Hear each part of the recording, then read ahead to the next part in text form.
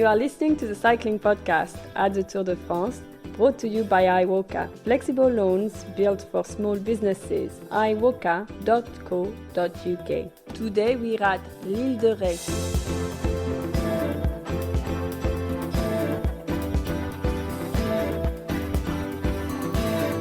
Hello, my name is Richard Moore. I'm with François Thomazeau. Bonsoir. And Here we go.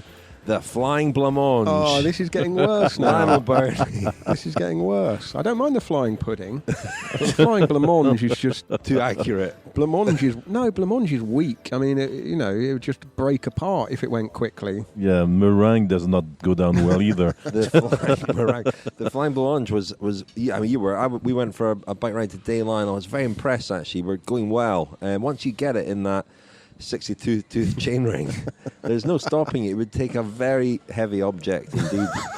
You were fairly churning that gear. There's a compliment in there somewhere. I mean, it's very well hidden. You were going well. I'm just looking through our emails It was a because good day for Ireland today. Nicola Bealey wrote in to say that perhaps the nickname ought to be the plummeting pudding. I also got the suggestion of a nickname. Well, you've been calling me the half-wheeling haggis. But I also, the clooty dumpling, somebody suggested. That's a good Scottish reference. I like it. Anyway, enough about that nonsense. I guess Stefan Kuhn probably who attacked on the Pont de l'Île de Ré on the bridge probably, broke your Strava record. I don't know. Have you checked that? He attacked on both bridges today, didn't he? He attacked on the bridge at the start and the bridge at the finish. He obviously likes bridges. Yeah, and like me. Unlike you, yeah. That could be your nickname, François. Stefan Kuhn. Apparently I look like Stefan Kuhn, according to Andy McGrath, our colleague. He compared us. Anyway. Two Stefan Kungs, I'd say. Anyway. Good day for Ireland. Very good day for Ireland, Richard. Yeah, stage 10 of the Tour de France resuming after the rest day. And, well, we had all that uncertainty overnight, didn't we? We knew that the COVID-19 test results would be shared with the teams, and we knew that the rule was if more than two members of any one team's 30-strong entourage of riders and staff had tested positive for COVID-19, they would be asked to leave the race. And all sorts of things were swirling around. We first of all heard that everyone was in the clear, and then we heard that there was an issue with De Koning Quickstep and that there'd been possibly two positives there, but it turned out to be one positive which was retested and then came back negative. But 4 staff members for 4 different teams have tested positive for COVID-19 and have left the race. They are obviously anonymous. We don't know who they are for health reasons, really. It's anonymous data, isn't it, that? Reasons of medical confidentiality, Absolutely, I guess. yeah. But one from Ineos Grenadiers, one from Mitchelton Scott, one from Cofidis, and one from AG2R La Mondiale. And then the big news was that the Tour de France boss, the director, Christian Prudhomme, had tested positive as well. And we've learned all about how Prudhomme has been in a bubble of his own, really, away from the riders and race bubble, because, of course, his job is to go round the Tour de France glad handing. Well, meeting the people who are paying for and hosting the race. Well, we'll wait and see how that all pans out. But Christian Prudhomme has left the race. Is that right, François? Yeah, I talked to the head of communication of ASO and the Tour de France, Philippe Sudre, who's very close to Christian Prudhomme, in terms professionally, and is also a good friend of him. And he told me that actually Christian Prudhomme had called him at 6 a.m. to say the man who's talking to you is positive. So that's the way. Really extraordinary, isn't it? Phillips, yeah. For there were 800 or so tests, and very few. I think fewer positives than we probably expected. Given some other sports that have also implemented very kind of rigorous testing programs, seem to have been more positives. But for one of those tests to be the boss of the tour, it just seems extraordinary. Yeah, as you say, he's probably the most exposed of them all because he has to, cheer the local mayor and local authorities. Even if it's been reduced a lot, but it's still, he's still having buffet and drinks and stuff and ceremonies with the local people. So in the end, you're bound to be, the more people, of course, you talk to, and I suppose they don't shake hands or anything, but still, so he was probably the most exposed. He said he'd been tested 3 times before in the previous month. Well, maybe we can listen to Philippe Sud, because I called him and he told me what all about it, and so here is what he told me. Well, Christian insisted to be tested, and it's been positive. So he's leaving the race for the next 7 days, and François Le Marchand will replace him in the car number 1. He's used to François Le Marchand because he does the same thing on the Pyrenees, so he knows exactly the job, and there is no problem.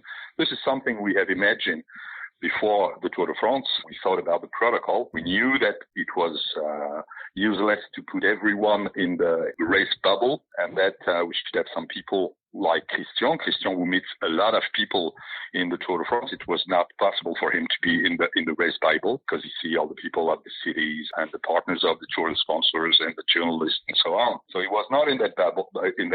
So we've made that modification in the race, and well, as you can see, between Île de Ré and Île de Ré, everything's going well. There's been some concern that the other persons who have been in Christian's car might be positive. I mean, the Prime Minister was there only days ago. Do you think it's possible, or? Well, we don't know. I mean, we obviously send information to all the people who've been in Christian's car, and now they will probably be tested and find out if they have it or not. That's all I can say. For the moment, I don't know if the Prime Minister or other people have been infected by Christian. What's the procedure now for the 4 team staff members who have been tested positive? They have a second test? Well, maybe they will have a second test, but they've lived the race. And the contact people who were with them have been also be obliged to leave the race. So they're not with us anymore. So Christian is supposed to be back, well, if he's done, I suppose he have another test, but he's supposed to be back on the Tour in the last week of the race?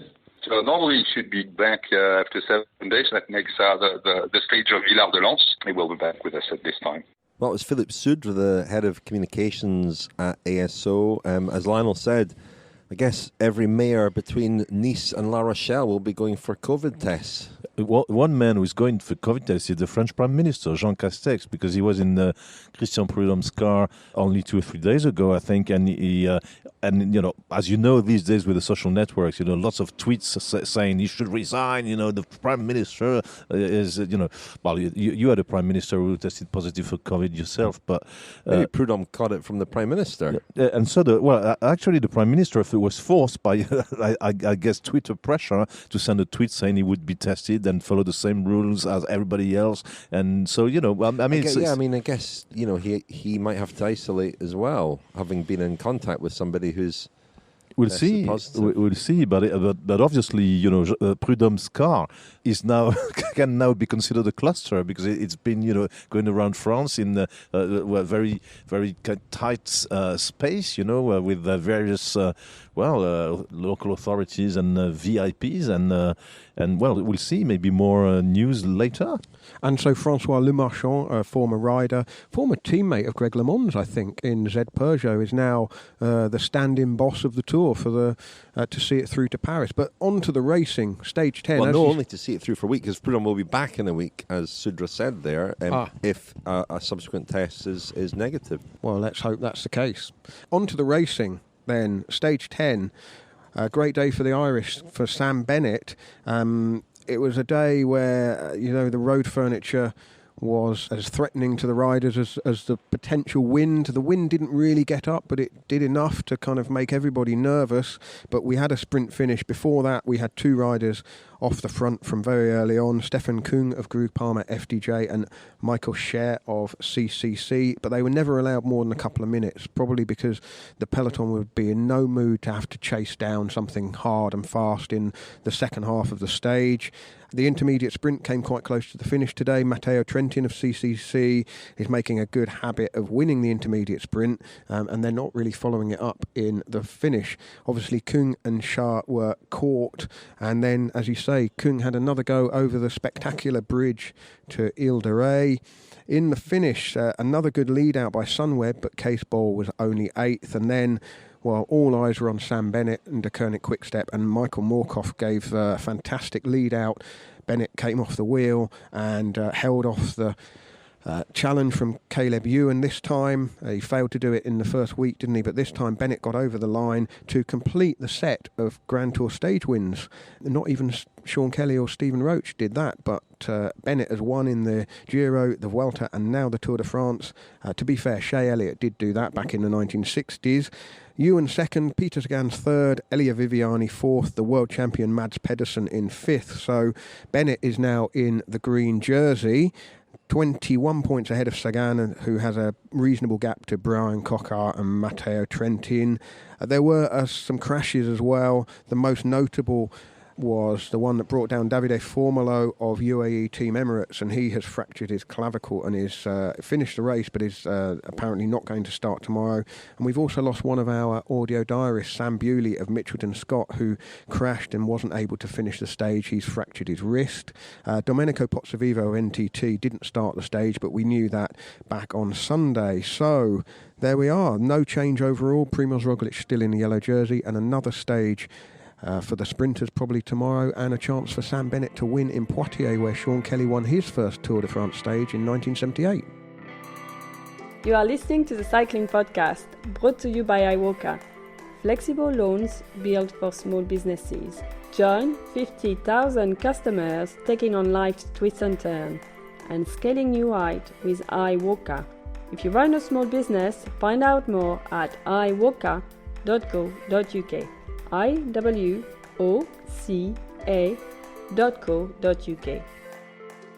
Thank you very much to our title sponsor, iWalker. And if you run a small business and you want to know what iWalker can do to help you, they offer loans and coronavirus business interruption loan scheme loans as well.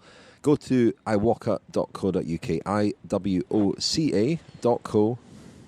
Have they been in touch with you yet, François, after your not yet? I'm very surprised and disappointed, because I could do with a little bit of money. To upgrade the terrible dinners we have on this tour now.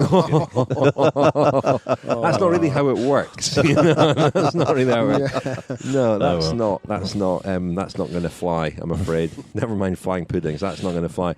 Shall we hear from one of our audio diarists? I mean, you mentioned that Sam Bewley crashed out today and was clearly in a lot of pain. It was one of the earlier crashes. Again, quite an innocuous one, and nothing that he did wrong. It seemed to happen in the middle of the bunch. A few riders ended up in a field, and Sam Bewley, unfortunately, looked the worst hurt of them all, and he broke his wrist and was out of the race. His first Tour de France, quite late to make his debut in the race. And as we know from the diary entries he's been sending in, he was enjoying it, and we were thoroughly enjoying his diary. So we're very sad to see him go, and we hope he will send in something. Maybe not tonight, but at some point, just to reflect on his first tour. An unfortunate end, though. But we did hear from another of our diarists tonight, Jens Kukelaar, Belgian rider on EF Pro Cycling. It was almost a sort of Belgian style race today in a way, so let's hear what he had to say about the last sort of 24 hours and the COVID tests. He actually had COVID himself early on in this coronavirus period, if we can call it that. He had it and got over it, and he's riding the Tour de France. So let's hear what he had to say after today's stage. So today we had stage 10, the first stage after the first rest day, and I have to say it felt like a stage in the Big Bang Tour. It was super hectic from start to finish. Everybody was really nervous, not only about the win, but also just the parcours today. I think everybody knew that it was going to be hectic with a lot of road furniture, small roads, villages we had to go through. And I'm not sure if it's a good thing that when everybody knows that it's going to be a dangerous parcours, because it just makes everybody more nervous. And you could feel it today in the bunch from start to finish. It was just nervous and hectic. But actually, it looked a little bit like stage 1. I think halfway the stage, I went back to get some bottles, and you saw so many guys that had scratches everywhere, and the jerseys were cut. So I think a lot of guys came down. I think for us, it was all by all a good day. We managed to keep Rigo in the front. He didn't lose any time, so that was good. I think as most people, I was still a little bit nervous about the results from the COVID testing. But one thing that made it a little bit easier was the fact that a lot of our staff already got tested on Sunday morning, and the results were all negative. So that kind of gave a good feeling that ours were going to be good as well. But I was happy when we heard that everybody was negative. I quite enjoyed Kukeler's description of the race today as being like a stage of the Bink Bank Tour with all the roundabouts and the curbs and the traffic calming measures. I mean, I must admit, Île de Ré looked absolutely stunning from the aerial shots on TV, but from our bike ride onto the island yesterday, Richard, I did think it was slightly spoiled by all of the traffic, and the roads are set up for to try and manage cars, and there's cycle lanes, and the cycle lanes come in and the curbs, narrow the road down to slow the traffic down. And that does make it really tricky for a bike race, which is going to be a flat sprint finish. It's almost like a little mini motor racing circuit in a way. It's very fiddly, and yeah, I felt that yesterday, that it was going to be quite technical. Roundabout stats, guys. Yeah. Here we go. So normally, it's very difficult apparently to figure out, but there would be 32,000 roundabouts in France, and there's 2/3 of the total roundabouts in the world. So, I mean, you remember a few years back I mentioned that, a town with lots of roundabouts usually indicates corruption from the local authorities, because it's very easy to bury a little bit of money in the roundabout. I mean, you say, well, this roundabout is going to cost 10,000 euros when it actually costs 5, and the rest of the money goes. Is that the going rate for a roundabout? What does a roundabout it's much more expensive than that. I bet it is. Yeah. But any French lawyers listening, François would like to distance himself from the word corruption. No, but I mean, unfortunately, it's quite well known that sometimes this kind of constructions is a way to kind of embezzle money or whatever. But so 2/3 of the roundabouts in the world are in France. On this Tour de France, there are 500 roundabouts. That's almost one every. That's it. That's almost one every 700 meters. 7 kilometers, no? Yeah, 7 kilometers. Yeah, absolutely. Yeah. Which is impressive in a way. I don't know. I mean, it's really French. It's one of the great sights of the Tour, though, isn't it? The peloton splitting as they go round a roundabout. There was a great one on the run-in, wasn't there, where everyone went to the right, and then there was a little train that thought about going left and realised that would be a mistake, and so they tried to cut in and go round, and they lost 40 places, and anyone who went round the left lost 80 places. And as we saw last year when there was an echelon created by Quickstep, I mean, with a good checking of the course, roundabouts can really become actually play a part in the outcome of the race itself. So there was already you could say nervousness, and I saw a tweet this morning from Jonathan Waters, complaining about the course being tricky and dangerous. And as you said, many crashes. There were a couple others, less serious crashes that took place. Two were interesting. Nicolas Roach was the first to. It was a great day for Ireland, but it was not a great day for Nicolas Roach, who fell quite hard on the tarmac. And it's ironical because it was shortly after Île de Ré, and this morning he tweeted about Île de Ré, saying he spent his holidays there as a kid and watched his father won in La Bourboule, and it's one of these memories of seeing his father ride. Unfortunately, his more recent memory of Île de Ré will be a little bit sour and not as sweet as this one. Second crash that was interesting was Brian Coquard, because Brian Coquard crashed, said apparently that he was not going to do the sprint because he had crashed and was in pain in his back. And why was his back painful? Because like many riders, he has the receiver of his radio system on the back, and apparently when riders crash on their backs, more often than not, I mean, these radio receivers kind of increase the seriousness of injuries. So another little detail to for some of the riders and team directors who are against radio system and ear equipment. But there you are. Well, another crash before we move on to the stage finish itself. Guillaume Martin and Tadej Pogačar also hit the deck. Not too serious, we don't think.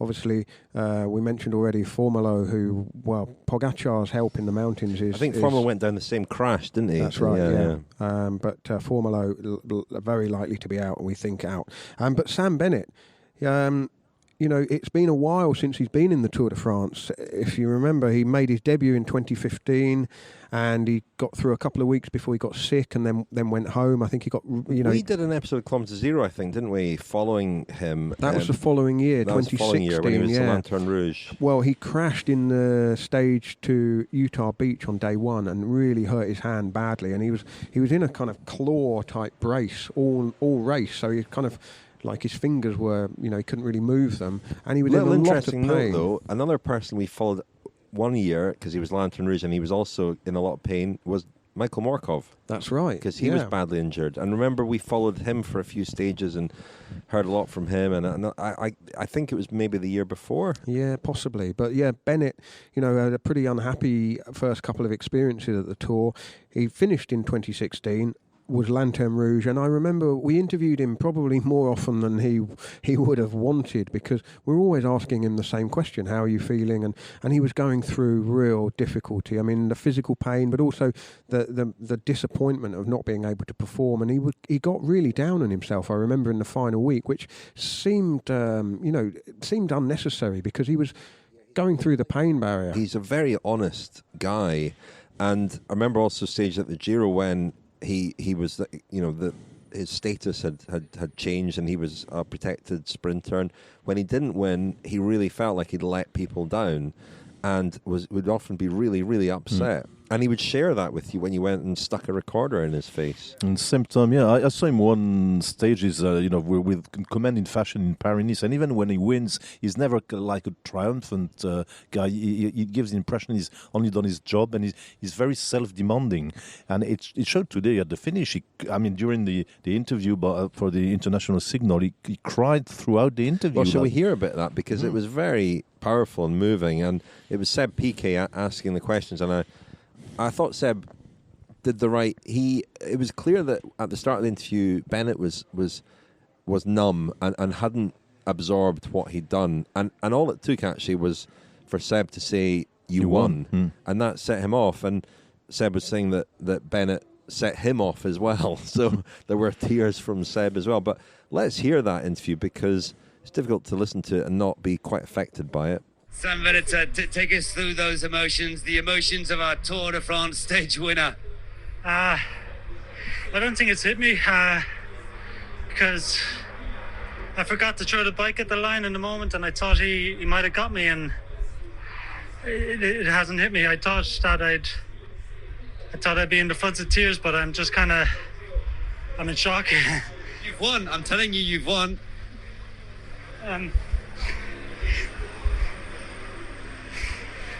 Been waiting for this such a long time. Yeah.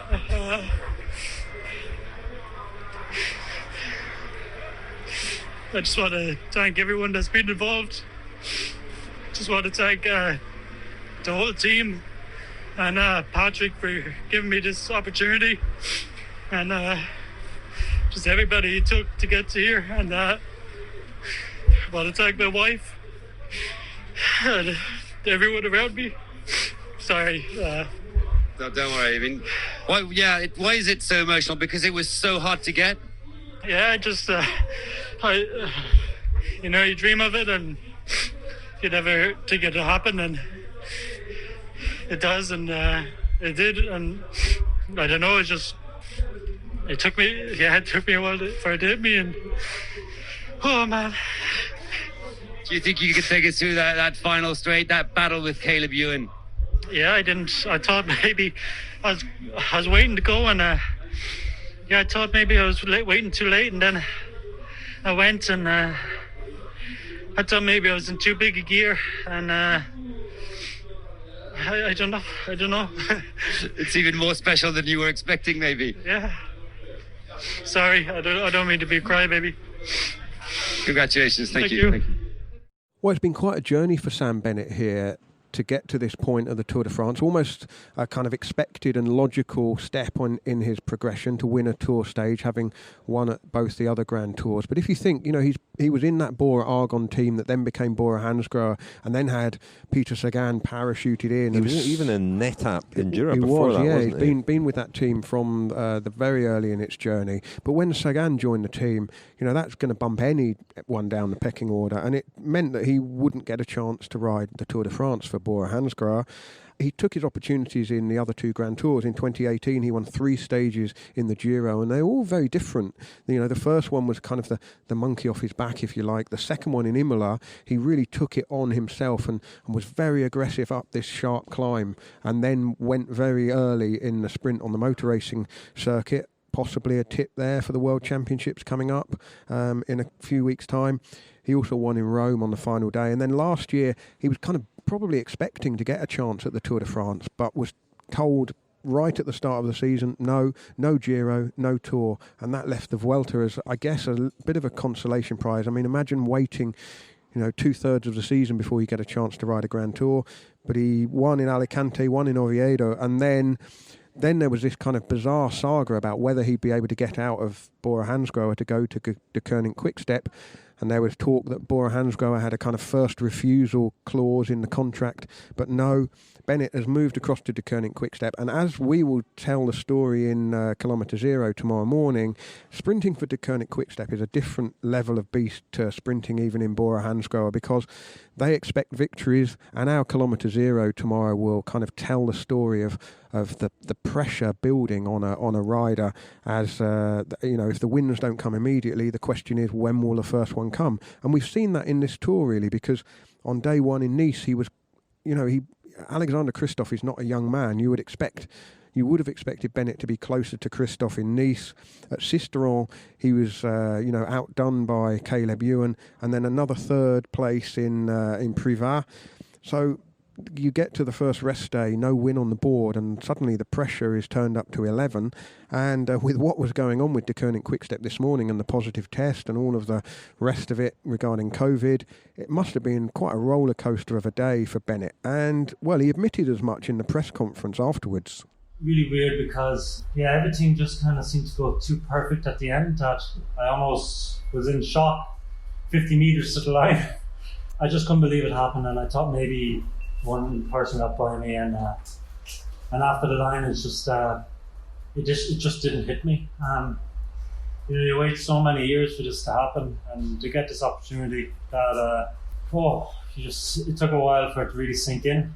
It's just a relief when there's so many riders, there's great sprinters that passed through this team and delivered here. I needed this to come to the Tour de France to deliver for this team after De Koning Quickstep, and Patrick gave me this opportunity, this amazing opportunity. I really wanted to deliver for them, and also for my teammates who worked superb all day. I can't thank these guys enough, and the mechanics and the soigneurs and the DS, everybody here, the chef, the press officer, just the whole team, the whole wolf pack. I just want to thank them all for the support, and I can't thank them enough, and I'm just so happy and relieved that I could deliver this result. Chute à l'arrière du peloton, cycling podcast team car at the back of the pack, please. Thanks to the next generation Wattbike Atom for sponsoring our Tour de France coverage this year. Yesterday we heard from Robert Ramsden-Board, who had transformed his fitness with the help of the Wattbike Atom. Let's hear a little more from him now. I'm not familiar with setting up a road bike because I've only ever been an off-road cyclist. So I actually had a professional bike fit done after about 3 or 4 months of using it because I was getting some knee pain and things. So I actually had it properly fitted up for me, which is unusual, having a bike fit done on a static trainer at home. And it's been great. The numbers that I'm putting out now, because I track everything, I can see how I've progressed. And of course, that's quite motivating in itself because you've always got something to aim for then, because you've got your own best times, your own best endurance, your own longest ride, and you can see the progress. I mean, the analysis that the hub gives is very good for understanding where you're being efficient, where you're not being efficient. If you're not set up properly on the bike, you won't be getting the best out of what you're capable of. I think more importantly as well, if you want to stay injury-free and you want to be optimized for, giving the best performance you can, particularly on something that has the ability to track the data the way that the Wattbike does, then it's a good idea to get yourself set up properly so that, you're effectively making sure that every time you push the pedals around, you get the most out of it. For me, that meant my endurance was able to go up in terms of time without having any issues and without having any injuries as well. The next goal for me, I might actually bite the bullet and buy a real bike. The only trouble with that is I don't think I'd actually enjoy it as much as I enjoy the indoor training. So I could find it a crushing disappointment to actually enter the real world. So it'd be interesting to try that. At the moment, I don't feel the need to do that because I'm enjoying what I'm doing with the Wattbike. It will probably be, for me, next thing, and maybe try some rowing as well, because that's probably the next thing coming to Zwift. But there are only so many of these gadgets you can fit into your house before you might as well call it a gym. So there's a limit. The Wattbike Atom is available now from £90 per month. Go to wattbike.com. That's wattbike.com. I'm sure that's not the way Sam Bennett thinks, but look at the results. It's even more of a vindication of all this, long journey you just described. He beats Caleb Ewan into second place, the man who denied him his first win on the Tour de France earlier in this tour, and who's third, Peter Sagan, the man, and whom he took the yellow jersey from, the man who kind of stopped him to taking part in the Tour for the past 4 years. So really, once again, symbolically, this win is grand for Bennett. Just on Bennett and a little bit of his history.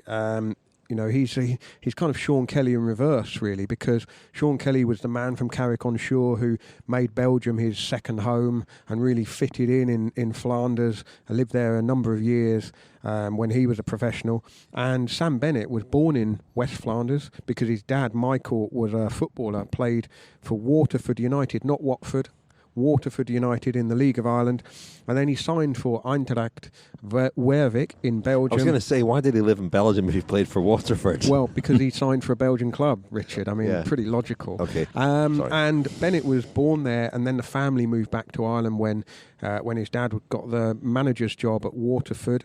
And an interesting little thing about the cycling scene in Carrick-on-Shore, Sean Kelly's hometown, of course, and where Bennett grew up. There are two clubs called Carrick Wheelers. Sean Kelly rode for one of them. Sam Bennett rode for the other one. The Sean Kelly one was a kind of breakaway club set up by Tony Ryan, a sort of rebel offshoot, and they just called themselves the same thing. Don't get any ideas if anyone's out there wants to set up a cycling podcast. Very good idea there. It's amazing, though, that a place like Carrick-on-Shore, such a small. I've been through Carrick-on-Shore in the Ras actually 1 year, and we were riding along in the bunch. I've probably said this before, but we absorbed a guy riding along with mud guards and wearing winter kit. It was May, so it was pretty cold, and it was Sean Kelly. Yeah, if it was anyone else, they would have been hooked out the race, but. He can do anything he likes, I think, in Carrick-on-Shore. So he joined in with the Ross. He was just riding along in the bunch for a bit. Oh, brilliant. Yeah. But it's a tiny place. And for, as you say, François, 40 years ago, Sean Kelly last won a bunch of it. But for two of Ireland's 5 stage winners, Martin Early won a stage winners. Dan Martin. Shay Elliott, Roach, Kelly. Yeah, okay. But for two of them to come from Carrick-on-Shore is quite remarkable. And for them both to be sprinters as well. And there's a lot in Sam Bennett. There's a lot of Sean Kelly in Sam Bennett in a way, in that he's a humble, very down to earth guy. I don't see him getting carried away, and I guess that's one of the things that's interesting about his move to Deceuninck Quickstep. Because if you look at who he's following, it's Mark Cavendish, Marcel Kittel, Elia Viviani. Viviani also very down to earth, but that position of being the marquee sprinter at Deceuninck Quickstep, it's one of the most prestigious kind of roles in professional cycling. And Sam Bennett is quite an unlikely heir to those guys in a lot of ways. And it has put pressure on him. And as you say, Lionel, our episode of Kilometre Zero tomorrow is all about that pressure. I spoke to him yesterday. Yeah, he always sounds quite downbeat, so I didn't read too much into that.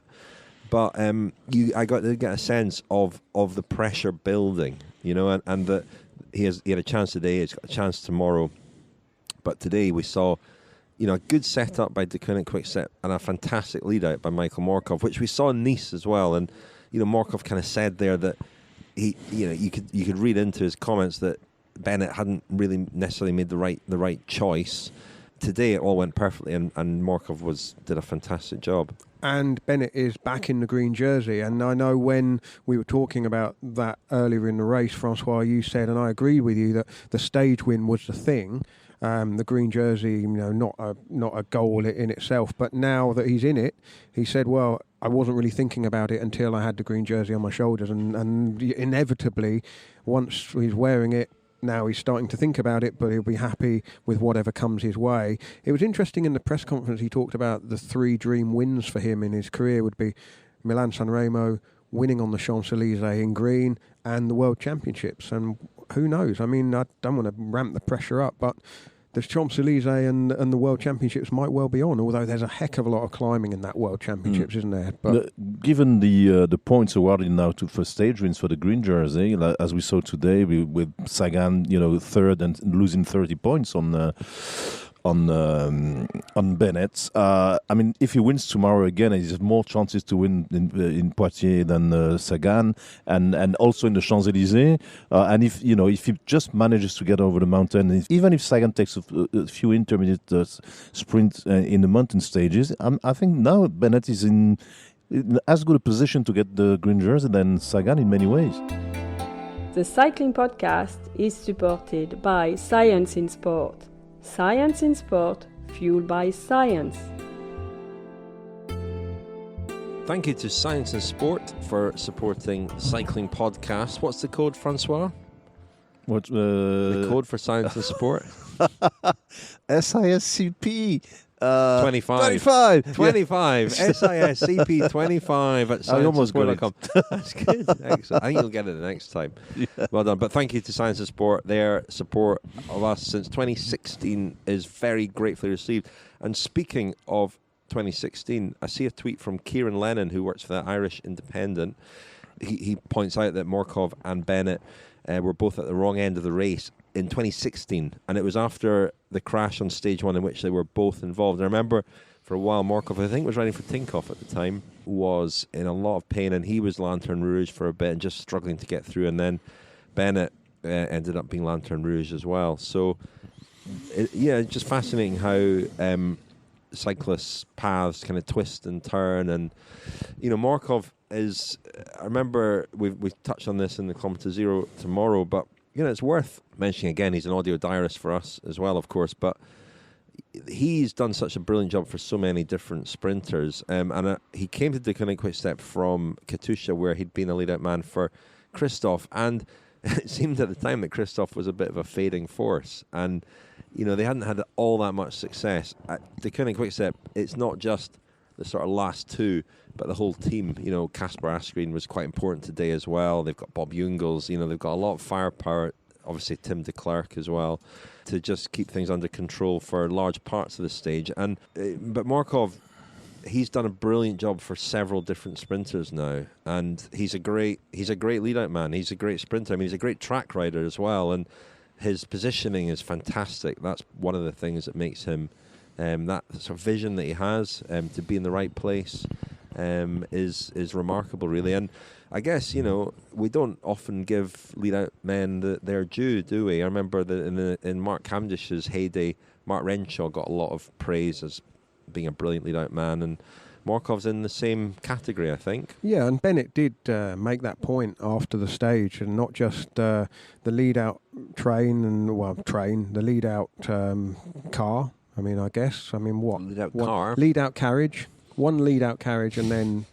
Then Bennett. Okay, fair enough. But also to Patrick Lefevre, who's given him the opportunity to be the number one sprinter. You saw last night, Lionel, striding across the... Yeah, and then when the whole news about coronavirus and Deceuninck Quick-Step broke this morning, I was thinking maybe Lefevre had been in a particularly busy restaurant. But I mean, I think it's got a longer incubation period. Did you see him this morning? But he might not have been in the bubble. He might not have been in their bubble. No, I don't think he's in the bubble, you're right. No, because he's just arrived, I think. Right. I don't think he's been here the whole time. Anyway, chaps, speaking of busy restaurants, wine of the day jingle in here, please. Do you want me to sing a song? I'll tell you why. We want you to sing a song, yes. I'll tell you why. François. No, because usually the Tour de France is in July, right? And so on the 14th of July, you kind of force me to sing La Marseillaise. But we're in September, and so there's no national anthem to be sung.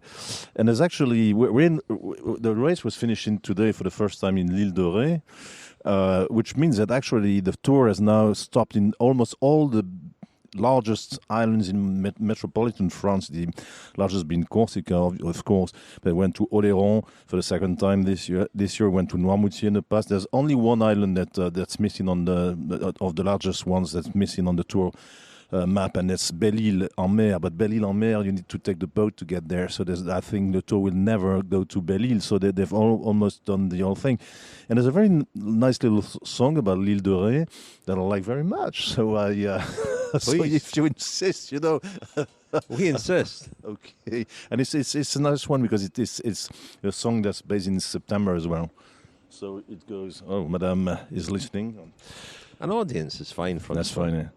Dans l'île de Ré, ma belle adorée, je t'emmènerai bientôt au mois le plus tendre, le mois de septembre, où l'on peut s'étendre bien seul. Mes parents y vivent, tout près de la rive bordée de salive nacrée. Là, la fleur marine, parlait de narines, emplit la poitrine d'un parfum sucré. Wow. Oh, wow. Do you want Lionel and I to join in the second chorus? Le vin du jour, à votre santé.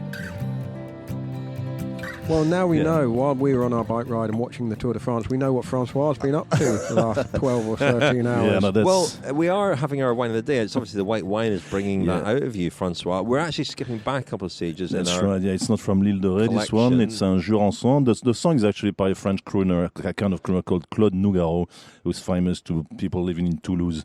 This one we've got here is closer to Claude Nougaro's place than it is to L'Île de Ré. It's un Jurançon. And Jurançon is a famous, this one is dry Jurançon. It's a famous kind of aperitif white wine from the region of Pau. Jurançon is just outside of Pau, actually. And remember last year, the La Course took place on the circuit, and it went through Jurançon. So it's actually, really almost the Pau local wine. I'm not a great, sweet white wine fan, but Jurançon is something else. It's really like an aperitif. It's tasty. It's got body, and it's got personality. A little bit like sherry. I mean, it's this sort of wine you don't usually have dinner with Jurançon throughout the meal, but as an aperitif, it's. And this one is very good. It's not too heavy on alcohol. 12.5, I think. It's got real taste and an interesting bitterness to it. It's fresh and refreshing. Well, I think it's stuff. Absolutely delicious. It is, isn't it? It's a lovely golden colour, and it is slightly it's dry and sweet, isn't it? Yeah. It's really delicious, and it's part of the collection, the Cycling Podcast collection put together by Divine Cellars. We've been seeing that a few of you have bought cases. Greg from Divine will deliver anywhere in the UK. Divinesellers.com. There are various cases available if you'd like to follow us on our Wines Tour de France. We'll be doing another one tomorrow, hopefully. But yeah, very nice, that one. I mean, I do love a nice white wine. Anyway, back to the cycling. In last night's press conference, we were asked a question about nicknames, and we had quite a big response to that today from people. So some of them were suggestions, some of them were reminders of nicknames that already exist. Guillaume Martin, Socrates, was a suggestion. Mm-hmm. He's a philosopher. Mark Hershey, of course, we christened him, or I think François christened him, Baby Spartacus. Somebody reminded me of my finest moment when I called Bauke Mollema Book Mollema because he reads a lot of books. He reads a book, so there we are. There we are. See what I did there? Nans Peters Le Pingouin, according to the Inner Ring. Maybe it's true, The best blog on cycling that you'll find on Tinternet, Inner Ring. Thanks for that. Connor Swift, somebody, Gary Bandy, suggested that he be called the Bodyguard or Donny Dorman. Donny Dorman. A Doncaster reference for François there. Mm-hmm. with your Doncaster history, François. Ilona Zakharin is the stork of Tatarstan, according to Joachim Eriksson. I didn't know that, but that's a good one. A stork's good at descending? Well, he does. He's quite stork-like, isn't he? Yeah, he is, angular. Tim de Klerk, of course, is a tractor. Steen VH reminded us of that. Somebody suggested that the tour so far, Alex Dickinson has been a portrait of the artist as a young man. Wout van Aert. The artist. Wout van Aert. We call him Art, don't we? So I don't know why I said Aert. Yeah, so the artist. A portrait of the artist as a young man. Sergio Higuita is the Gila monster. And Tom Dumoulin is, of course, the Butterfly of Maastricht. One of the worst nicknames not in really the entire history of nicknames. There's the Butterfly of Maastricht. It doesn't really trip off the tongue, no, it doesn't really, does it? He's not butterfly-like either, is he? No. I mean, a butterfly wouldn't stop mid-stage to have a poo. Anyway, back to the Tour de France. I can say that because Daniel's not here with his phobia. And this comes from a flying pudding, so who knows what you do when you flying blancmange. Anyway, is the best nickname of the tour so far. People seem to have enjoyed that one quite a lot. Anyway, yes, back to the stage. I mean, we watched it speed through La Rochelle, didn't we, Lionel? Big crowds out for it. Huge crowds, really. Huge crowds, biggest crowds I've seen in the race so far. Huge crowds, but very quiet crowds. Well, as you mentioned at the time, everyone kind of muffled because of the masks, and it did feel quite muted. It was strange. It was, I don't know. I'm finding the proximity with people challenging, I must admit. It's been the most peculiar couple of weeks, or, well, not couple of weeks yet, is it, but 10 days or so. But to see everyone kind of watching the tour like normal, but with the masks on, I suppose. And La Rochelle, more than anywhere else, actually, has felt very normal to me in terms of people being out. Lots of young people here, aren't there? Is it a big student town? Yeah, it's just kind of a posh, touristy student town. So, yeah, you've got lots of young people, absolutely. I guess we'll have to get used to it. It's not in the Tour de France. For the month to come, I'm afraid, normal life will be wearing a mask, even outside. Now, in most of France, now it's compulsory to wear a mask everywhere. So, the surprise today was the huge crowds, like almost normal Tour de France crowds, when in the first week, as we pointed out, there were not that many people on the roadside. Today, I think from start to finish, really huge crowds, and the average age, as we pointed out already, was quite high, but not only. I mean, it was really interesting to see. We also know that September is also the period when pensioners, or on the other hand, young professionals or people just out of university starting on their first job. Some take their holidays on September, so you have a different crowd of holiday makers. And lots of them spend their holidays here in La Rochelle or Île de Ré or Île de Ré, very fashionable with Parisians. Lots of Parisians actually went to Île de Ré during the lockdown, and there was criticism from the locals just to see these Parisians coming to spread the COVID among them. And there was, there were rumors that, of course, Toilet Piper would go missing on Île de Ré because of this invasion. So it's it's very fashionable with tourists. But I was not expecting that many people to be watching the tour today. And I don't know, maybe the first week has something to do with it. Maybe actually the spectacle, the show is going on, and it seems to appeal to people. So with a mask or without a mask. I mean, I think we woke up this morning quite apprehensive about what the news would be with regards to the COVID test. I think when you look at other sports events and sports that have tried to resume in far less normal circumstances without crowds and so on, and they've had quite a lot of cases among athletes. I expected riders to be positive.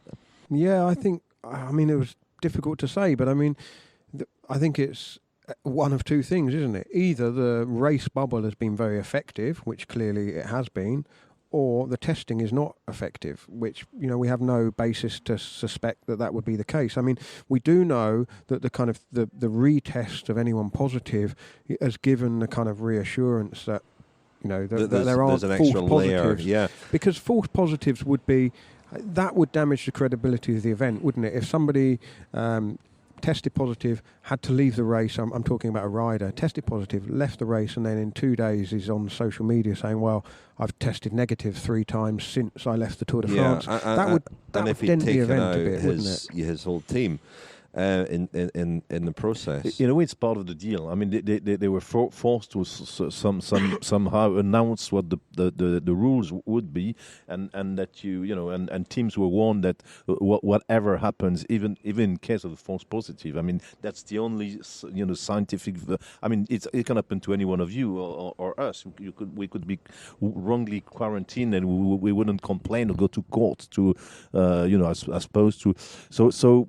I mean, the rules that put onto the riders and the teams from the start were clear. So if a second positive test occurs in a team, well, the team will be out, and they know that. I mean, that's the plan. I mean, of course, it could be terrible and contested and maybe denied by facts a little bit later on.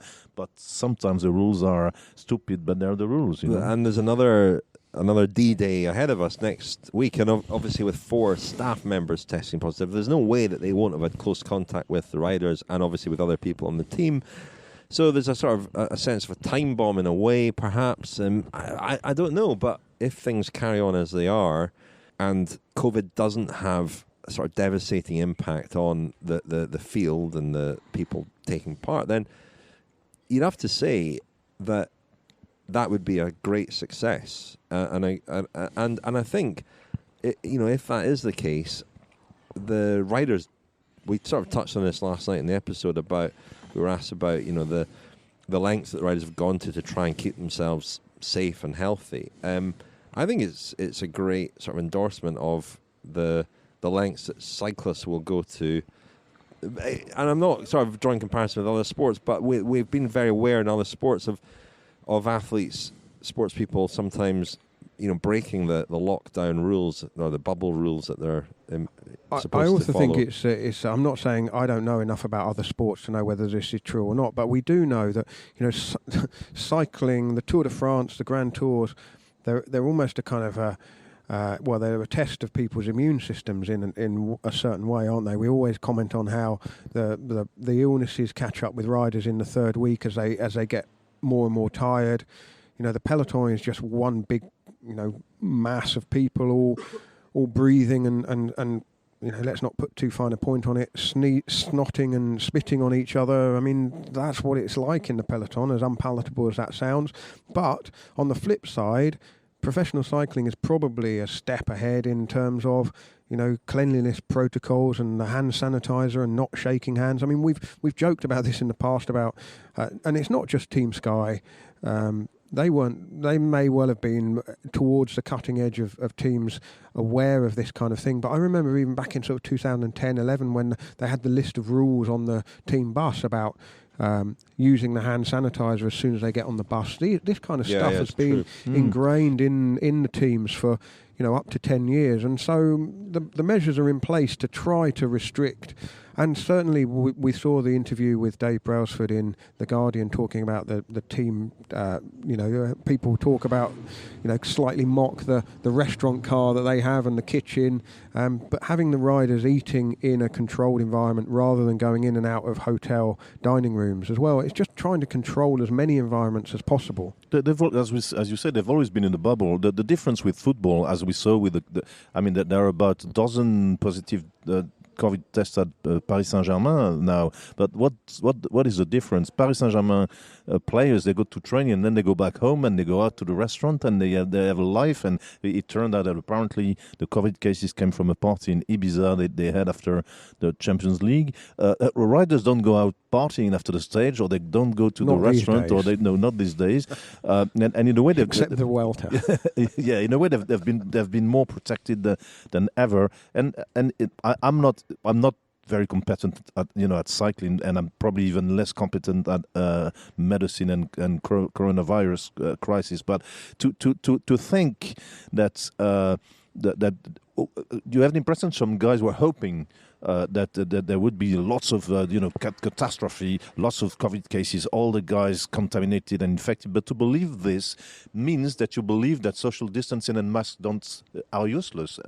And but the riders are respecting social distancing. They're wearing masks, and it seems to work. So that's we should be happy. That's good work. If they're all clear, news, then they can snot on each other as much as they like. Yeah, they're not going to pass on COVID. Yeah. I mean that's yeah. But it's a huge boost for the race to get through that one. And you know, I know we're not there yet. No, you know what I mean? but these are in a way they're arbitrary and artificial kind of deadlines, aren't they? But the fact that somebody would have to now be symptomatic in order to require a test and then perhaps trigger a team leaving the race. And so this is so difficult, isn't it? But really, what do we want? We do want things to kind of go on. We do want the Tour to reach Tour de France. we want everybody involved in the Tour de France caravan, including some of our colleagues who are not on the tour, to be safe and healthy, you know.